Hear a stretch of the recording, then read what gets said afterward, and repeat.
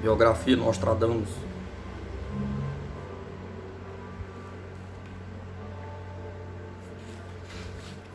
Depois da partida do rei e sua comitiva, a cidade de Solon retornou à calma.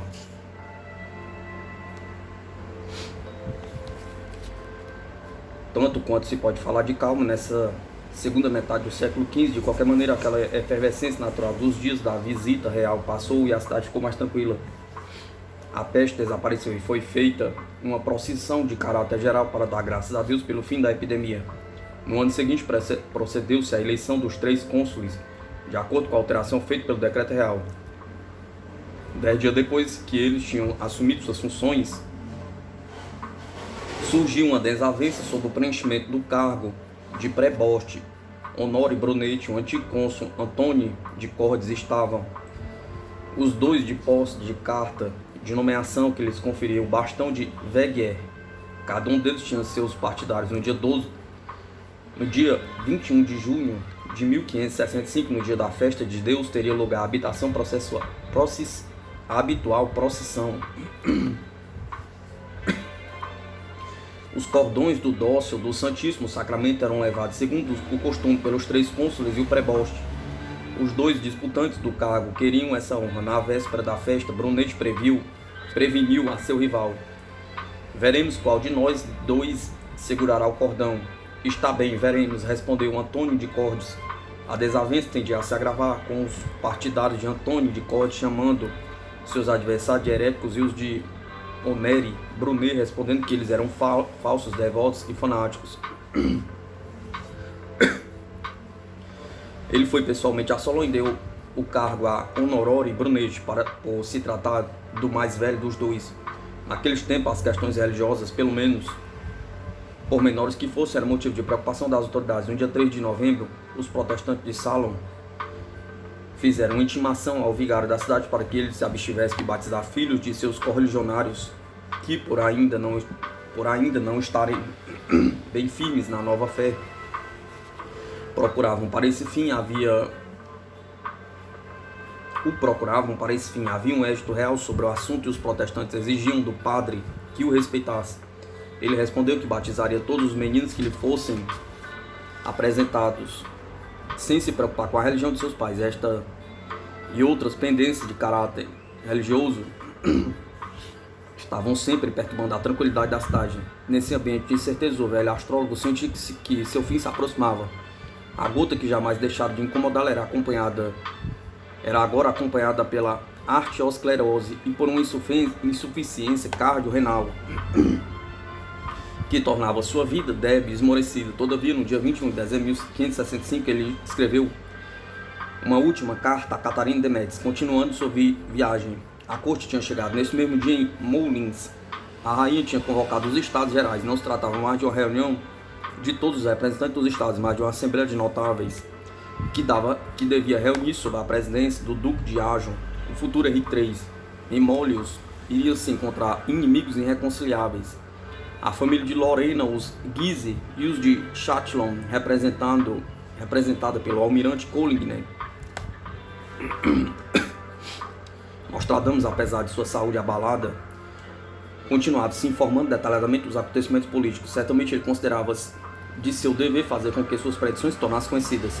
Segundo o saber que Deus lhe havia dado e cumprindo o seu dever para com o seu rei, como servidor muito obediente e sujeito, também fazendo jus ao posto que sua majestade lhe tinha conferido. Na carta à rainha ele explica que a situação não tardaria a melhorar, que se pelos astros alguém pode saber e entender o futuro, eu advirto a vossa majestade. E então ele adianta que haverá um período de paz, de amor e de concórdia, e no final, provavelmente da assembleia que está para se reunir, cada um retornaria contente de boca e de coração. Sua carta determinava: rogar ao Criador de todo o mundo para vos dar, madame, vida longa em saúde e constantemente prosperidade, acompanhada do inteiro cumprimento dos reais desejos de vossa majestade. Muito doente, as pernas inchadas pela hidropisia, Nostradamus recebe a notícia da morte de seu amigo Claude Detende em Cadarache, No dia 23 de abril de 1566, a morte do governador foi lastimada ao mesmo tempo por católicos e protestantes, e todos rendiam homenagem à sua atuação durante tantos anos, sempre no sentido de fazer reinar a concórdia entre os partidários das duas religiões. Ele era bom pelo direito, amante da justiça, da razão, inimigo da opressão e da tirania, fiel servidor do rei e amigo do povo pobre, um conjunto de qualidades bem raras em um governador de província, sobretudo no século XV. No dia 12 de maio ele foi enterrado em Aix. Os 3 cônsules de Salon estiveram presentes às exéquias. O filho do governador morto, Honório de Savoy, conde de Sommerharve, sucedeu ao pai e acumulou os títulos de governador da província, almirante dos mares do Levante e grande seneschal. No dia 17 de junho, Nostradamus reuniu suas últimas forças para ditar seu testamento ao senhor Joseph Roche, tabelião de Salon. Mestre Michel Nostradamus, doutor em medicina, astrólogo, conselheiro médico ordinário do rei, estando em pleno gozo de suas faculdades mentais, ainda que esteja fraco por sua avançada idade e também por doenças corporais que o afligem atualmente, como bom, fiel e verdadeiro cristão, recomenda sua alma a Deus, o Criador, implorando que quando for de seu gosto chamá-lo, seja servido de colocar sua alma no reino eterno do paraíso. Ele deseja que seu corpo seja colocado em sepultura da igreja do convento de São Francisco, na dita Salon, entre a grande porta e o altar de São Martinho, no lugar onde quer que se faça uma tumba ou um monumento na parede. Seu corpo deverá estar acompanhado por 4 círios de 1 libra, cada um, e que seja entregue incontinente a 13 pobres, 6 soldos a cada um. Em seguida, ele passa a determinar os legados. Deixa a sua filha Madalena 600 escudos de ouro, e a Ana e a Diana, suas outras filhas, 500 escudos de ouro. E a sua querida esposa Ana Ponsard, 400 escudos de ouro, com alguns móveis de uso de sua casa. Além disso, lega todos os seus livros àquele de seus filhos que mais se dedicar aos estudos. Também todas as cartas e manuscritos que se encontram na casa do dito testador, os quais de nenhuma maneira constarão deste inventário, devem ser colocadas em cestos e trancados em quarto da casa, até que aquele que os deva ter esteja encarregado de tomá-los. Lega aos pobres de Saint-Pierre do Canon, aos penitentes brancos, aos frades menores conventuais e aos pobres 600 escudos de ouro. O dito testado declara ainda ter um dinheiro, a soma de 3.444 escudos e 10 soldos, dos quais ele declara as espécies. Em seguida, Nostradamus trata das questões familiares. César Nostradamus, seu filho mais velho, receberá a casa, sua taça de prata dourada e as cadeiras de madeira e de ferro. Seus 2 outros filhos receberão cada um 100 escudos quando completará a idade de 25 anos. Ele quer também que seus filhos e filhas não se casem sem o consentimento de sua mãe e dos parentes mais próximos do testador. Palamé de Marque e o senhor Jacques Zafren, o burguês de Salon, serão seus executores testamentários e ficarão com a chave dos 3 cofres onde está seu dinheiro. 3 dias mais tarde, ele lega a seu filho César seu astralábio de latão e seu grosso anel de ouro com a cornalina incrustada, e a sua filha mais velha, Madalena, 2 cofres contendo roupas, objetos diversos e joias que a dita senhorita Madalena encontrará nos ditos cofres, sem que ninguém possa ver nem olhar o que está dentro deles. Ela poderá dispor de seu legado por sua própria autoridade, sem ter de entregá-los em mãos de outros, podendo fazer deles o que lhes aprouver sem necessidade de consentimento de alguém. Seus negócios assim organizados, Nostradamus se prepara para morrer. Pierre Joseph de Heitzer conta o seu fim edificante. Nesse estado, ele esperava pacientemente seu ano climatérico, no qual já havia previsto a época de sua morte. Quando a reconheceu próxima a apenas um mês, estando no começo do mês de junho, ele escreveu que, com sua própria mão, sobre as efemérides de Jean Stadius, estas palavras em latim: Hic propi mors est, significando que a morte não se afastaria mais do seu lado. De fato, 10 ou 12 dias depois, na realidade, no dia 2 de junho de 1566, seu mal, estando mudado para uma espécie desconhecida de hidropisia, e conhecendo que era esta a porta que ele deveria sair deste mundo, Nostradamus apressou-se em receber todos os sacramentos da igreja e fez, durante os 8 dias que ainda viveu, frequentes atos de humilhação, de resignação e de aspiração ao amor de Deus, purgando-se de tudo que poderia ter adquirido de defeituoso durante a sua vida. Entretanto, seus amigos, que muito o amavam,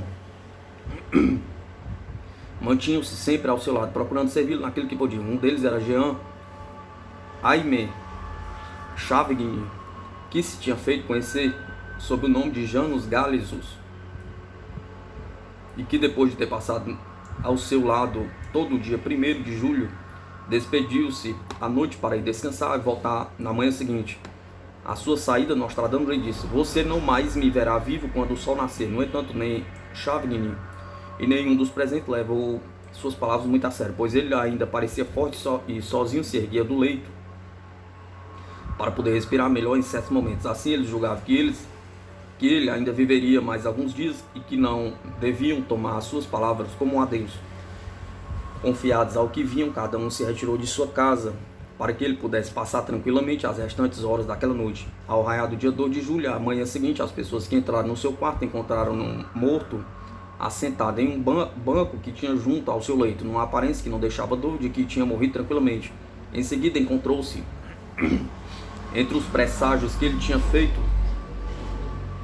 em que predizia todas as circunstâncias de sua morte, era o seguinte: de volta da embaixada, guardado o presente do rei, nada mais fará, será levado a Deus. Parentes próximos, amigos, irmãos de sangue, o encontrará morto perto do leito em um banco. Desde que sua morte se tornou conhecida na cidade, todos os habitantes se reuniram e assim ficaram até o dia seguinte para assistir ao seu serviço fúnebre, celebrado na igreja dos irmãos menores. Desde alguns anos, a tumba que ele mandara construir o esperava. Ele foi enterrado com manifestações de pesar, pompas e honrarias, na presença de Palamede Marque e do escudeiro Jacques Suffren, seus executores testamentários. Sua viúva, que lhe sobrevivera 16 anos e 16 dias, sua viúva, que lhe sobreviveria 16 anos e 17 dias, mandaria mais tarde colocar um retrato pintado por Sérgio Nostradamus, o busto dentro de uma moldura oval e escrita em torno Clara Smith. Nos dois ângulos superiores figuravam suas armas, uma roda dividida por 8 raios, formada por 2 cruzes orladas de prata, esquarteladas de ouro, com a cabeça de águia de areia. Em seguida, César Nostradamus redigiu uma inscrição em uma pedra de mármore que foi afixada na parede, como era de costume na Itália. A inscrição era a seguinte, a tradução é a seguinte: aqui repousam os ossos de muito ilustre Michel Nostradamus, o único no julgamento de todos os mortais, digno de escrever com uma pena quase divina, segundo a influência dos astros, os acontecimentos futuros do mundo inteiro. Ele viveu 62 anos, 6 meses e 10 dias. Morreu em Salon no ano de 1566. Que a posteridade jamais perturbe o seu repouso. Ana Ponsard Gemely, sua esposa de Salon, lhe deseja a verdadeira felicidade. Comentando esse texto de sua autoria, César Nostradamus escreveria: não fiz isso por ostentação ou por mera vaidade, mas por um justo dever, acompanhado do desejo de projetar mais adiante, mais longe, o nome daquele que me trouxe ao mundo, que deixou um traço de excelente honra, nada comum, que eu tenho de seguir, tanto quanto possa, dentro da minha capacidade, tão exígua e modesta, entre tão ilustres e magníficos troféus e sinais de imortalidade deixados por meu pai. Segundo aqueles que o conheceram pessoalmente, Nostradamus era bem proporcionado, de tamanho comum, tinha um rosto oval, a testa alta, larga e arqueada, os olhos cinzentos e brilhantes, o nariz aquilino, as faces saudáveis e vermelhas, seus cabelos eram castanhos escuros, a barba longa e uma aparência séria. Era dedicado com todo mundo e deixava facilmente à vontade as pessoas que iam constá-lo, exceto os zombadores e os tolos, irritáveis com facilidade, sobretudo se alguém contradizia sem razão. Não lhe faltava o espírito de uma conversação e frequentemente fazia silenciar por qualquer brincadeira que não lhe parecia bem. Alguns filósofos inimigos da astrologia não dormiam mais do que 4 ou 5 horas por noite. Não dormia mais do que 4 ou 5 horas por noite e trabalhava o dia inteiro. Segundo Chavigny, seu biógrafo, ele acatava todas as cerimônias da igreja romana, fora da qual assegurava não haveria salvação. Era bom para os pobres, aos quais jamais negava esmolas. Golfrid, historiador da Provença, recolheu tradições ainda muito vivas sobre o profeta. Dizia-se que durante o tempo em que escreveu suas centúrias, Nostradamus se assentava em uma cadeira de bronze, tendo uma bacia sobre um dos seus pés. Na mão direita segurava um bastão guarnecido de ervas e flores. De dentro da manga de seu braço esquerdo saía uma voz suave que dizia as predições. Ele as escrevia sem entendê-las. Muitos de seus contemporâneos costumavam dizer que havia grandes indícios de que ele recebia inspirações do demônio, mas pode-se afirmar que estavam enganados.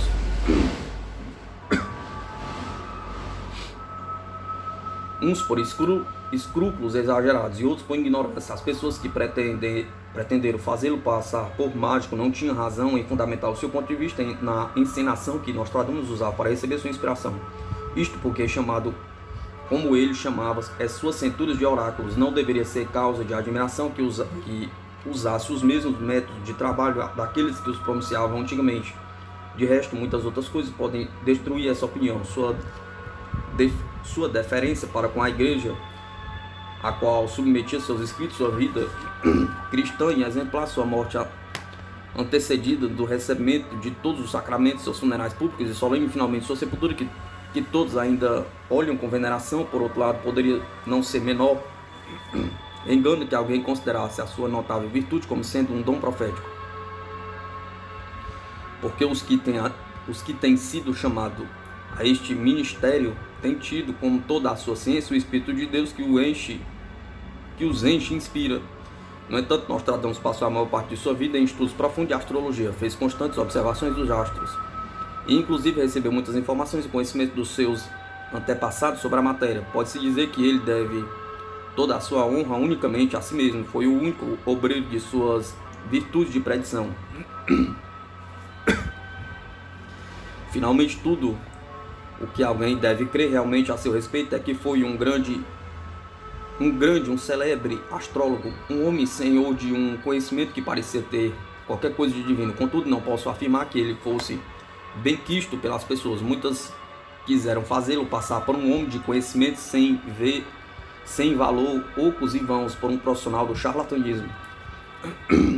Entre os que se opuseram mais vigorosamente às predições de Nostradamus, encontra-se o filósofo provincial Gassendi, 1592-1655.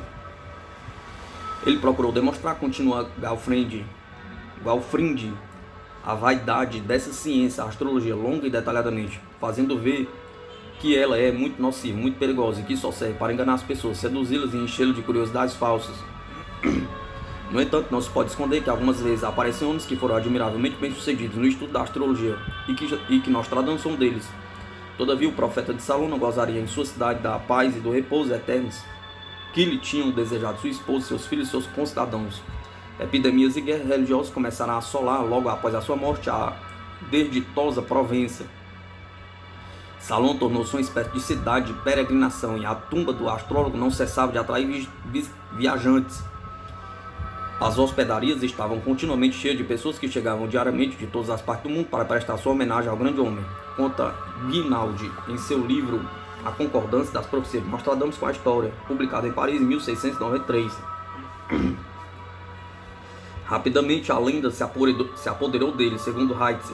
Seus concidadãos asseguravam que Nostradamus, prevendo as dificuldades e calamidades que iam agitar a Provença, para se assegurar um lugar de repouso, tinha se feito enterrar vivo, com papel, penas, tinta e livros, para continuar seu trabalho. Outros estavam persuadidos de que dentro de seu túmulo ele havia revivido por um certo tempo para terminar suas predições e que elas seriam encontradas se alguém o abrisse. Mas seu filho César jamais permitiu que se fizesse isso.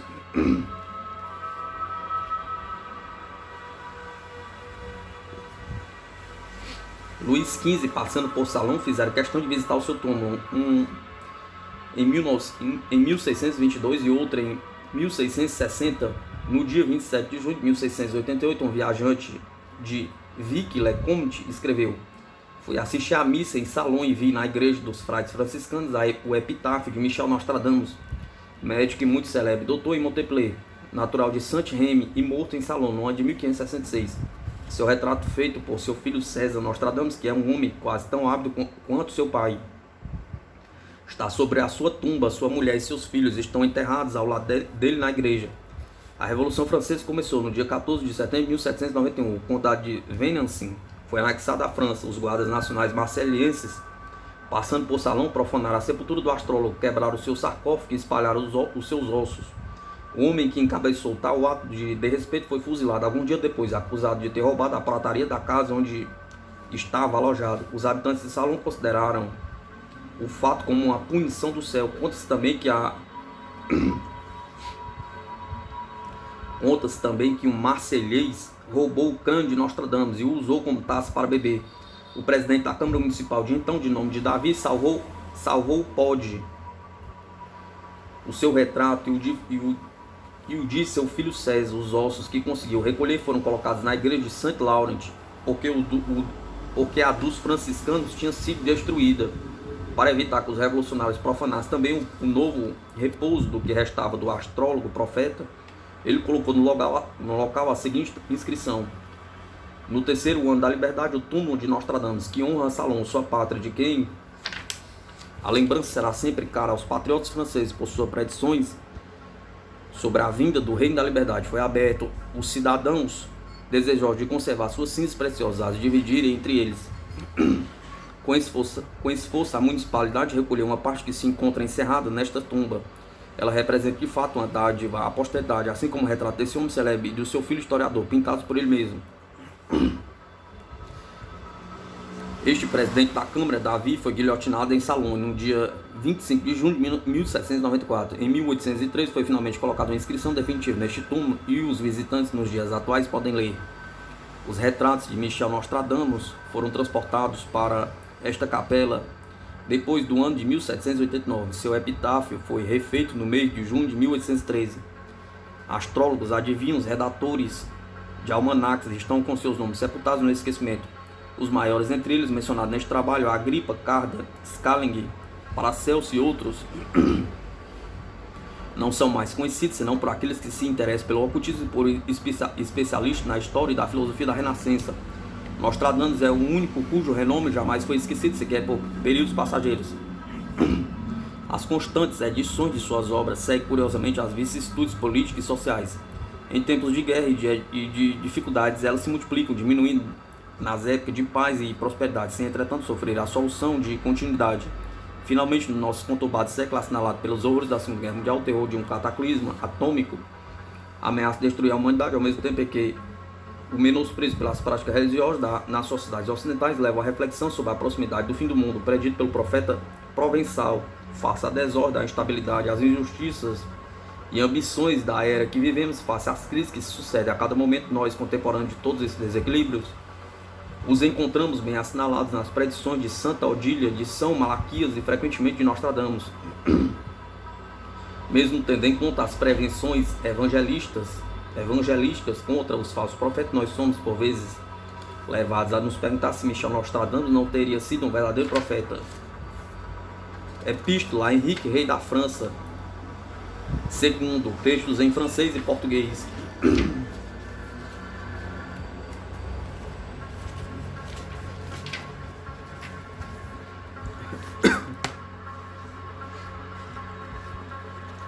Ao invencibilíssimo, poderosíssimo e cristianíssimo Henrique, rei da França II, Michel Nostradamus. 2. Em visita do soberano favor com que fui distinguido, ó cristianíssimo e vitoriosíssimo rei, meu rosto, estando por um longo tempo velado, apresentou-se novamente diante da divindade imensurável de vossa majestade, estando ainda deslumbrado, não cessando de honrar dignamente e venerar aquele dia em que pela primeira vez compareci diante de vossa majestade tão singularmente humana. Ora, em busca de alguma ocasião na qual pudesse manifestar a sinceridade e a franca coragem de meu coração, encontrando um meio pela qual me fosse possível ter maior conhecimento de vossa sereníssima majestade, e vendo que por seus efeitos não me era possível declarar a minha vontade, devido ao negrume e à obscuridade de meu espírito, senti que este foi subitamente esclarecido e transportado diante da face do primeiro monarca do universo. Tendo eu hesitado por um longo tempo,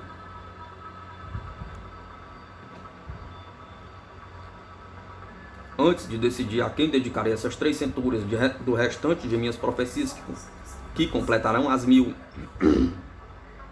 e depois de ter longamente pensado em minha temerária audácia, eu me dirigi, pois, a vossa majestade, sem ficar atemorizado por isso, como conta o grande autor Plutarco em sua vida de Licurgo, sobre aqueles que, diante das ofertas e presentes que levam com sacrifício aos altares dos deuses imortais daqueles tempos, não ousavam entrar nos templos com medo de que seus presentes fossem dignos em comparação com os presentes de outros doadores mais afortunados. Não bastante o pouco valor de minha oferta, vendo que o vosso esplendor real era acompanhado de uma incomparável humanidade, não receei dirigir-me a vossa majestade, que não é como os reis dos persas, que nunca permite que se dirija a eles, e nem que deles alguém se aproxime.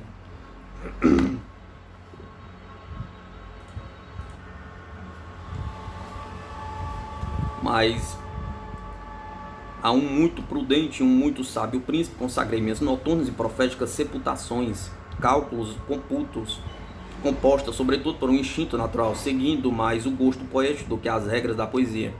A maior parte composta de acordo com o cálculo astronômico, correspondente aos anos, meses e semanas dos países, regiões e da maior parte das grandes e pequenas cidades da Europa, compreendendo a arte uma parte da Ásia, pela mudança de regiões que se aproximam da maior parte desses países e que se comporão de maneira natural. Responderá alguém que esteja querendo ver mais claro que a rima de minhas quadras é tão fácil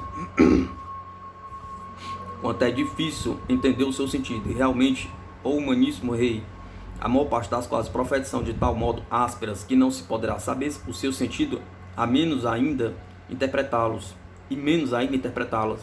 Todavia espero deixar por escrito os anos, cidades e regiões nas quais ocorrerão a maior parte dos acontecimentos futuros, mesmo nos anos de 1585 a 1606, a começar desde o tempo presente, hoje, que é o dia 14 de março de 1557, até a vinda, e passando ainda um longo tempo até os acontecimentos que virão depois, no começo do 7º milenário, momento profundamente previsto pelo meu cálculo astronômico e por outros conhecimentos que pude alcançar, no qual os adversários de Jesus Cristo e de sua igreja começarão a pulular ao máximo. Tudo está composto e calculado em dias e horas escolhidos, tão bem dispostos e tão precisos quanto me foi possível fazer. Calculando quase tanto dos acontecimentos dos tempos do porvir como das idades passadas, compreendendo o presente, isto que pelo curso do tempo em todas as regiões se conhecerá o que está para acontecer, tudo assim exatamente como aqui está escrito, nada tendo sido acrescentado de superfluo. É bem verdade, Senhor, que não fiz presságios baseados apenas no instinto natural que me foi passado pelos meus antepassados, mas unido esse instinto natural a demorar dos cálculos e com uma grande tranquilidade e repouso de espírito, esvaziando a minha alma de quaisquer preocupações, fiz esses presságios, utilizando por certa parte o trípode ânel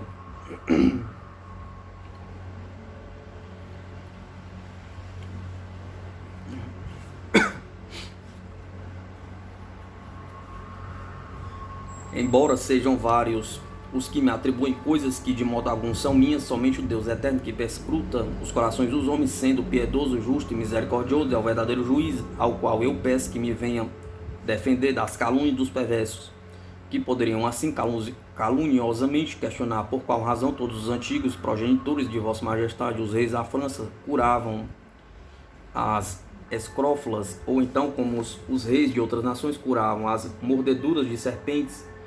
Outros têm tido um certo instinto de predizer coisas que irão acontecer.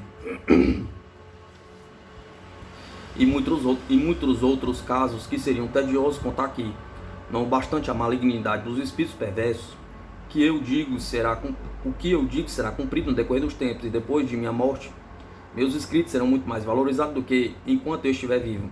Entretanto, se para alguns falhar o meu cálculo dos tempos, ninguém pode agradar a todo mundo. Espero se digne Vossa Imperial Majestade perdoar-me, protestando diante de Deus e de seus santos que não pretende escrever nada na presente epístola que seja contrária à verdadeira fé católica, atribuindo meus cálculos astronômicos somente ao meu saber. Quanto ao espaço de tempo passado desde os nossos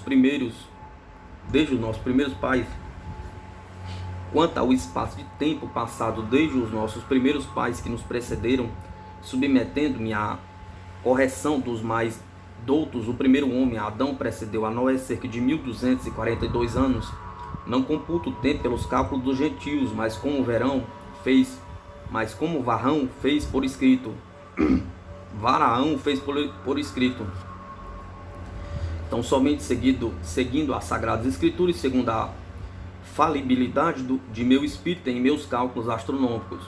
Depois de Noé e do dilúvio universal, cerca de 1800 anos, veio Abraão, a qual, segundo alguns, foi o soberano dos astrólogos e o inventor da escrita dos caldeus.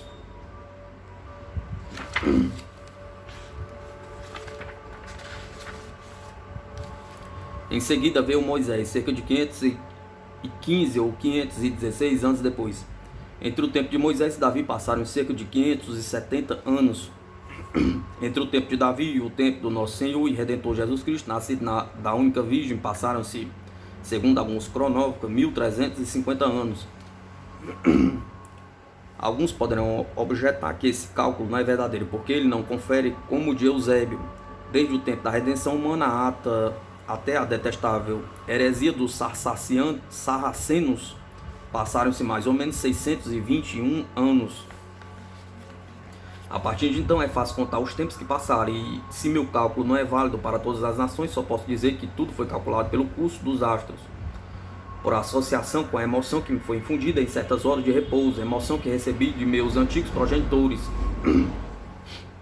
Mas a injúria do tempo, ó sereníssimo rei, requer que tais acontecimentos secretos não sejam manifestados, senão por uma frase enigmática, tendo apenas um só sentido e um único entendimento, sem ter nada de ambíguo, nem de cálculos anfibológicos,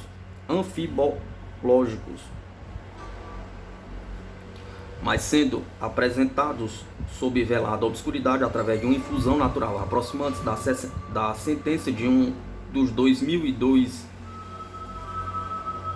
profetas que existiram desde a criação do mundo, segundo o cálculo, é a crônica púnica de Joel. Mas tal profecia procedia da boca do Espírito Santo, que é o eterno e o poderoso soberano, e que tendo vindo com os corpos celestes, levou alguns deles a predizerem grandes e maravilhosas coisas.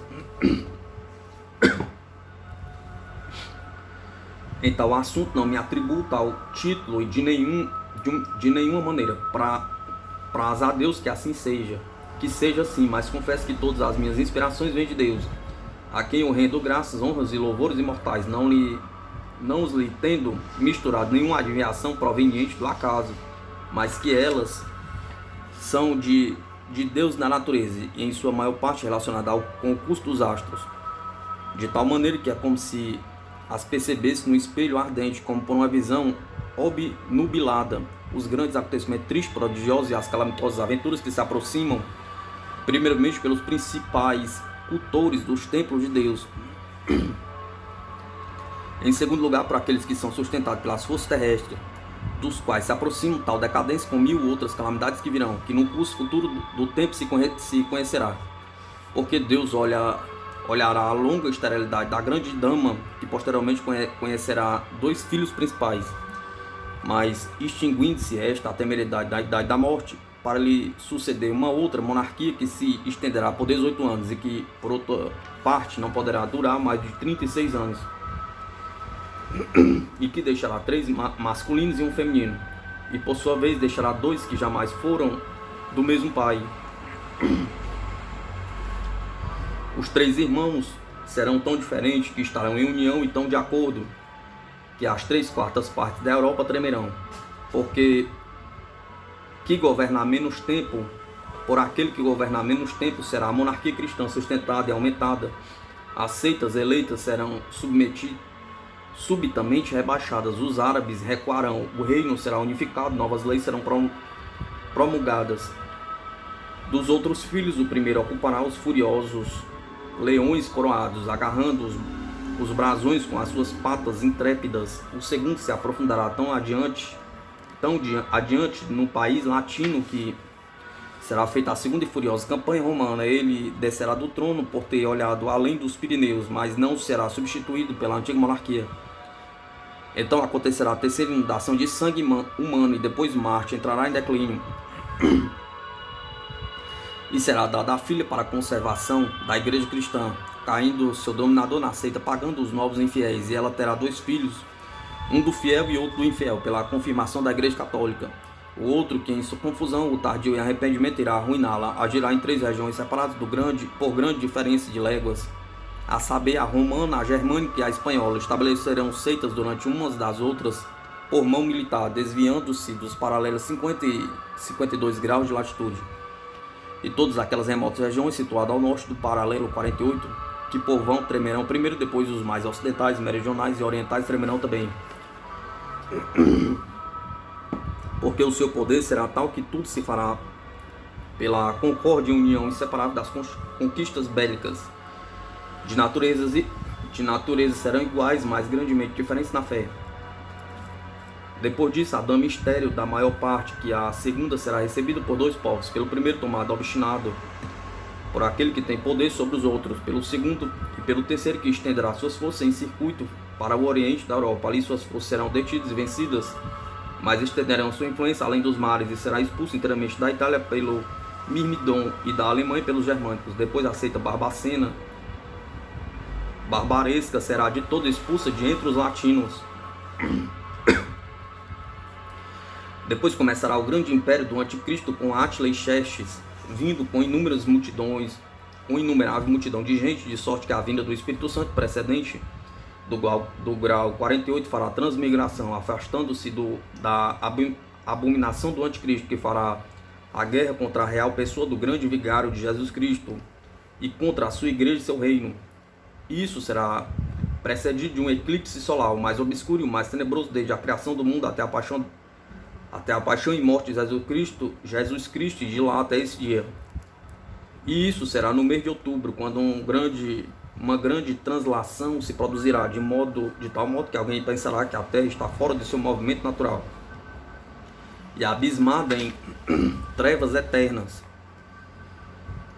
Na primavera, antes e depois disso, ocorrerão extraordinárias mudanças, permutações de reinos e grandes tremores de terra. Tudo isso seguido pela germinação da nova Babilônia, prostituta miserável, aumentada pela abominação do primeiro holocausto, cuja duração não passará de 73 anos e 7 meses. Depois dela sairá do ramo que tinha ficado durante tanto tempo estéril, um príncipe, que virá do paralelo 50, que renovará toda a igreja cristã. Haverá então uma grande paz, união e concórdia entre alguns dos filhos das raças, e há muito errantes e separados por diversos reinos. Em diversos reinos será estabelecida uma tal paz que o instigador e promotor das facções marciais, por causa da diversidade das religiões, será preso no mais profundo do inferno, e no reino do raivoso, que se disfarçará em justo, será unido.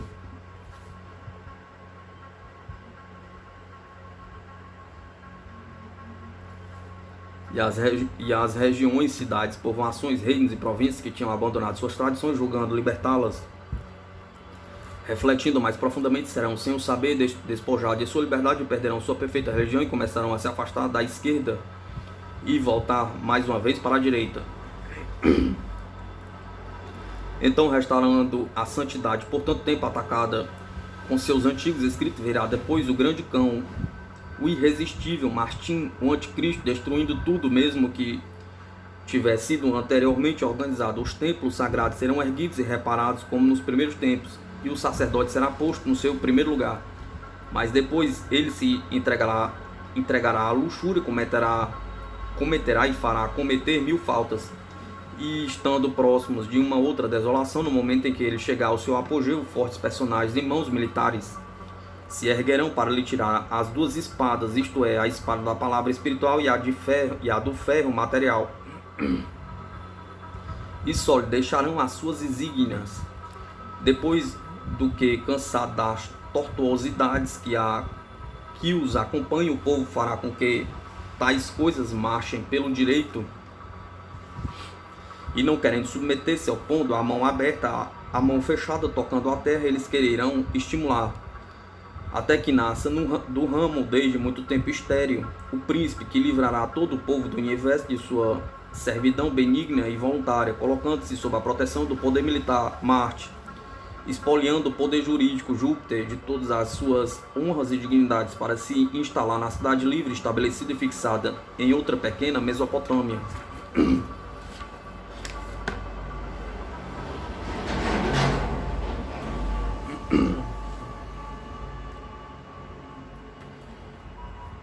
E este, que será ao mesmo tempo chefe da seita religião e chefe do governo, será lançado fora do centro do Egito e depois ignorando a conspiração dos conjurados com o segundo Trasíbulo, que muito antes teria se preparado para tal coisa. Então as impurezas e abominações serão repelidos com muita vergonha e tornados manifestadas a obscuridade da luz velada, e cessarão no fim da mudança de seu reinado, e os maiorais da igreja serão afastados do amor de Deus, e muitos deles renegarão a verdadeira fé. E das três seitas, aquela do meio será um pouco posta em decadência pelos seus próprios seguidores. A terceira será exterminada na maior parte da África. A primeira se estenderá por toda a Europa, no meio dos pobres de espírito, dos insensatos, dos libertinos, dos luxuriosos que adulterarão. O povo se sublevará e expulsará os que aderiram aos legisladores, e parecerá que nos países assim divididos pelas doutrinas vindas do Oriente, da Rússia, Deus tenha libertado Satanás das prisões infernais para fazer nascer o grande Gog e Magog, que provocarão tão grande e abominável fracionamento das igrejas que nem os vermelhos nem os brancos, sem olhos e sem braços, pensariam tal coisa, e seu poderio lhes seria arrebentado. E então as igrejas serão perseguidas como jamais foram. Nesse tempo haverá uma pestilência tão grande sobre a humanidade que 2/3 dela perecerá, de maneira que não se saberá mais a quem pertencem as casas e os campos, e a erva brotará nas ruas das cidades e alcançará acima dos joelhos. E ao clero será feita toda a desolação, e homens marciais usurparão o que vier da cidade do Sol e de Malta e das regatas, e será aberto a grande corrente do porto que tira sua denominação do boi marinho, e será feita uma nova invasão por mar, com o fim de impedir a primeira volta dos maometanos e fazer cair a república. E estes ataques não serão em vão, porque a Palestina será assaltada pelos cristãos, os seguidores de Roma, e esta cidade de Jerusalém será rodeada e cercada por um exército muito poderoso. Serão enfraquecidas suas forças marítimas pelos homens do ocidente, e a este reino da Palestina se fará grande desolação, e seus maiores cidadãos ficarão despovoadas, e suas maiores cidades ficarão despovoadas. E aqueles que entrarem neles sofrerão a vingança da ira de Deus. O santo sepulcro, mantido em grande veneração por tanto tempo, será abandonado, contemplado apenas pelos céus, o sol e a lua. O lugar sagrado será convertido em estábulo para o gado, de pequeno e grande porte, e será usado para fins profanos. Oh, que tempos de calamitosa aflição serão esses para as mulheres que estiverem grávidas! E então a maior parte dos partidários do principal chefe oriental serão ameaçados pelos do norte e do ocidente. Ele será vencido e morto, espancado, e todo o resto afugentado, e serão levados para a prisão os filhos que teve com muitas mulheres. E então será cumprida a profecia do profeta real.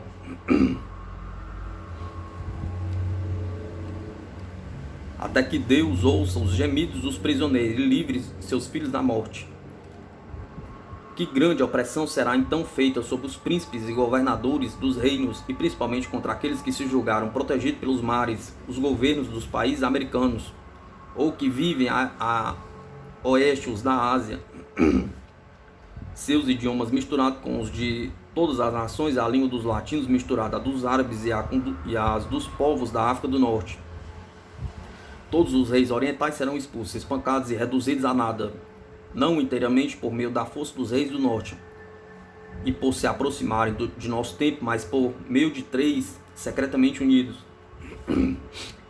procurando a morte por emboscadas um contra o outro. A renovação do triunvirato durará 7 anos, enquanto a fama de tal sede se espalhará por todo o mundo, e será sustentado o sacrifício da santa e imaculada vítima. E então 2 poderosos militares vencerão os orientais, contra os quais eles farão uma guerra rimbombante, que todo este Oriente tremerá de terror destes irmãos, que são irmãos não pelo sangue, mas pela comunhão de seus interesses. E se é fato, Senhor, que nesse discurso eu apresento as minhas profecias de uma maneira bastante confusa com a data de sua realização, é porque não enxerguei de nenhum modo ou pouquíssimo a adoração do futuro, cujo tempo calculei por diversos meios, tanto pela via astronômica como pela das Sagradas Escrituras, as quais não poderia enganar-se.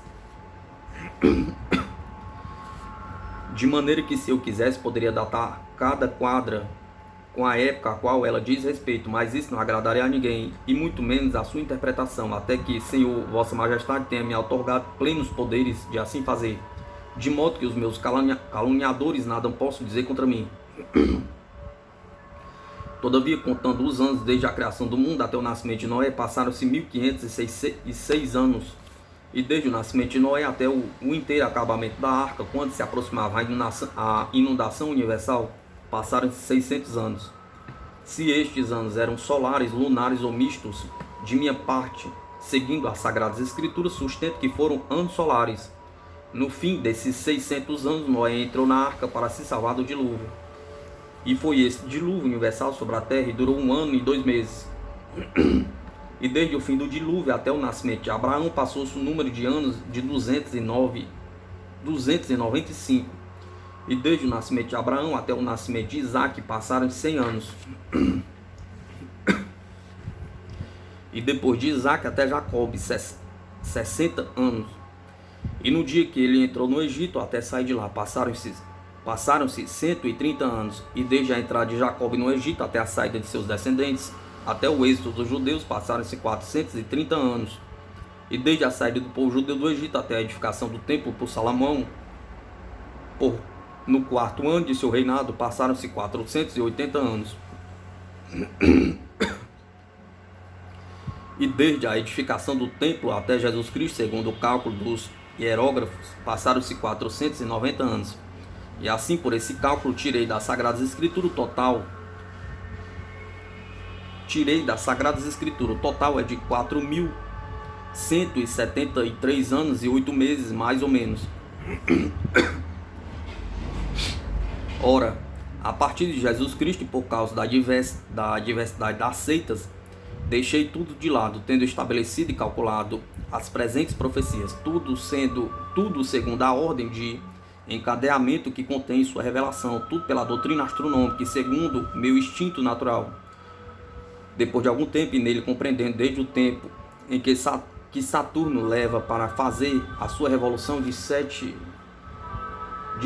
do mês de abril, de 25 de agosto, Júpiter de 14 de junho a 7 de outubro, Marte de 17 de abril até 22 de junho, Vênus de 9 de abril até 22 de maio, Mercúrio de 3 a 24 de fevereiro. Em seguida, de 1º a 24 de junho e de 25 de setembro a 16 de outubro, Saturno em Capricórnio, Júpiter em Aquário, Marte em Escorpião, Vênus em Peixes, Mercúrio durante um mês em Capricórnio, Aquário e Peixes, a Lua em Aquário, a cabeça do dragão em Libra, a cauda em signo oposto. Seguindo uma conjunção de Júpiter com Mercúrio, com uma quadratura de Marte com Mercúrio, a cabeça do dragão coincidiria com uma conjunção do Sol com Júpiter. O ano será pacífico, mas não totalmente. E durante todo o período de que ele representa o começo, a igreja cristã será mais perseguida do que foi na África. E a época presente, em que eu escrevo, durará até o ano de 1792, que se considerará ser uma renovação do século. Depois de que o povo romano começará a se erguer de novo e expulsará as trevas obscuras, recebendo algum pouco de sua primitiva claridade, mas não sem grandes divisões e constantes mudanças. Veneza, depois disso,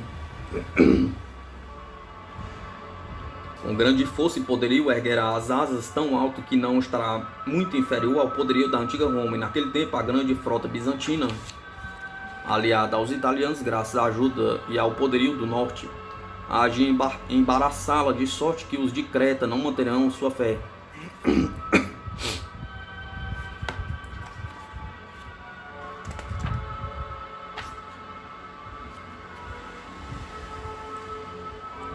Os arcos edificados pelos guerreiros da antiguidade cairão juntamente sob as ondas de Netuno, Mediterrâneo. No Adriático haverá uma grande discórdia. O que estava unido ficará separado. Parecerá uma casa que era antes uma grande cidade, inclusive Pampotente, a Inglaterra, a Mesopotâmia da Europa, a Itália, que vai do paralelo 45 ao 37, passando pelo 41 ao 42.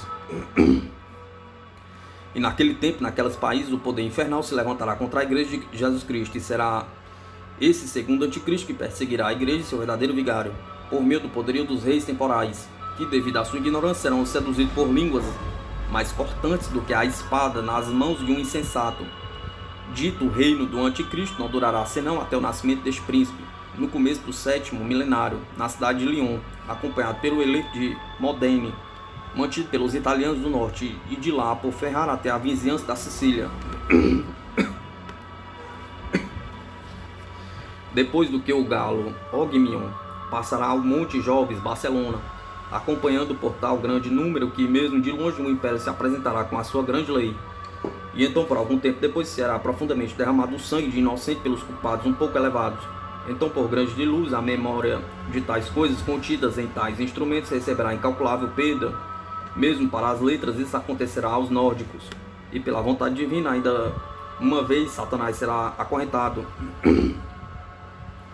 E será feita a paz universal entre os homens. A igreja de Jesus Cristo ficará livre de todas as tribulações, embora os debochados desejassem misturar o mel e o fel com sua sedução pestífera. E isso acontecerá próximo do 7º milenário, quando o santuário de Jesus Cristo já não foi pisado pelos incrédulos que virão do norte.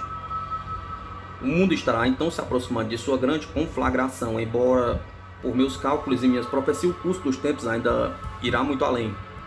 Na epístola que há alguns anos dediquei a meu filho César Nostradamus, declarei abertamente algumas coisas sem prognosticar. Mas aqui, ó Senhor, estão compreendidos muitos eventos grandes e maravilhosos que os que vierem depois de nós presenciarão. E durante aquele cálculo astrológico, de acordo com as Sagradas Escrituras, a perseguição da gente eclesiástica terá sua origem no poderio dos reis nórdicos, unidos com os orientais.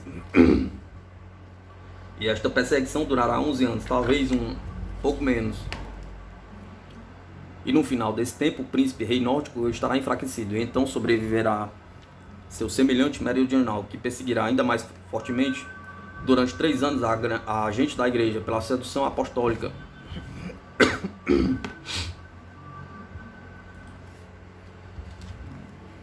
De um homem que manterá todo o poder absoluto militar da igreja, e o santo povo de Deus, observador de sua lei e de toda a ordem da religião, será grandemente perseguido e afligido, de tal modo que o sangue dos verdadeiros eclesiásticos estará flutuando por toda parte. E a um desses horríveis reis temporais, por seus seguidores, lhes serão dados tantos louvores por ter derramado mais sangue humano de inocentes eclesiásticos do que alguém jamais derramou de vinho. E este rei cometerá contra a igreja crimes incríveis. O sangue humano correrá nas ruas e nos templos como a água numa chuva impetuosa.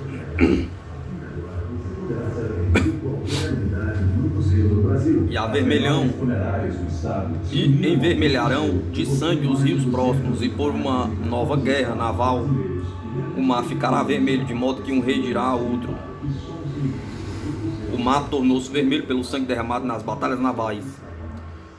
Depois do que, no mesmo ano e nos seguintes, acontecerá a peste mais horrível, a mais extraordinária por causa da fome que teria procedido, e venceiam as maiores tribulações que jamais aconteceram desde a fundação da igreja cristã, e através de todos os países latinos, ficando apenas vestígios em algumas regiões da Espanha.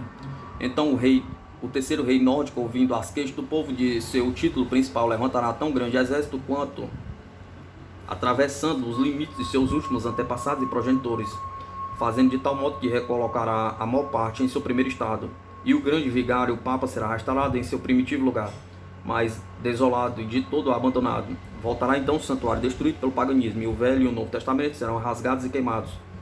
E depois disso o anticristo será o príncipe infernal. E ainda pela última vez todos os reis da cristandade tremerão, e também o dos infiéis, durante um espaço de 25 anos. E acontecerão guerras e batalhas mais encarniçadas. As cidades Povoações, castelos e edificações de todas as espécies serão queimados, abandonados e destruídos por meio de uma grande derramamento de sangue que não poupará nem as virgens, nem as esposas, nem as viúvas, nem as crianças de leite, que serão lançadas e esmagadas contra os muros. Tanto os males serão cometidos por meio de Satanás, príncipe infernal, que quase todo mundo cristão se encontrará desfeito e dizimado. E antes que ocorram esses acontecimentos, serão ouvidos alguns pássaros esquisitos gritando no ar, rui, rui, e depois de algum tempo desaparecerão. E depois que tudo isso tiver durado bastante tempo, será quase renovado um outro reinado de Saturno, um século de ouro. Deus, o Criador, ouvindo a aflição do seu povo, Satanás será preso e acorrentado no abismo, e então começará uma era de paz universal entre Deus e o homem. E Satanás ficará algemado pelo espaço de 1000 anos. O poder eclesiástico chegará a seu apogeu, e então será solto de novo. Todas essas imagens estão adaptadas com exatidão e através destes divinos escritos das coisas celestes visíveis, a saber, em relação a Saturno, Júpiter e Marte e os outros planetas conjuntos, como se verá melhor em 7 quadras de minhas centúrias. Eu poderia estabelecer meus cálculos ainda com maior precisão e fazer corresponder uns aos outros.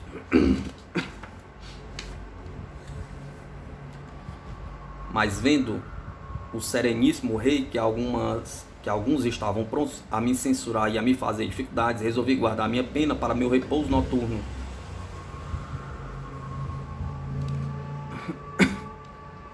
Eu queria ainda dizer, ó o mais poderoso de todos os reis, muitas coisas admiráveis que hão de acontecer certamente dentro em pouco, que não podemos nem queremos incluí-las nesta epístola. Todavia, a fim de que sejam compreendidos certos fatos que são horríveis golpes do destino, alguns devem ser expostos, embora a grandeza e a humanidade de vossa majestade para com os homens seja tão grande, assim como a vossa piedade para com Deus, que somente vossa majestade parece digna do grande título de rei cristianíssimo, a quem deve ser entregue a soberana autoridade sobre toda a religião. Mas tão somente vos imploro, ó rei clementíssimo, por esta vossa singular e prudente humanidade, de entender melhor o desejo de meu coração e a soberana demonstração que dei de obediência à vossa sereníssima majestade, desde que meus olhos ficaram tão próximos do vosso esplendor solar, que a grandeza de meu trabalho não requer e nem pode ofuscar. Em Salon, no dia 27 de junho de 1558, feita por Michel de Nostradamus, da província de Salom-Petra, biografia de Nostradamus.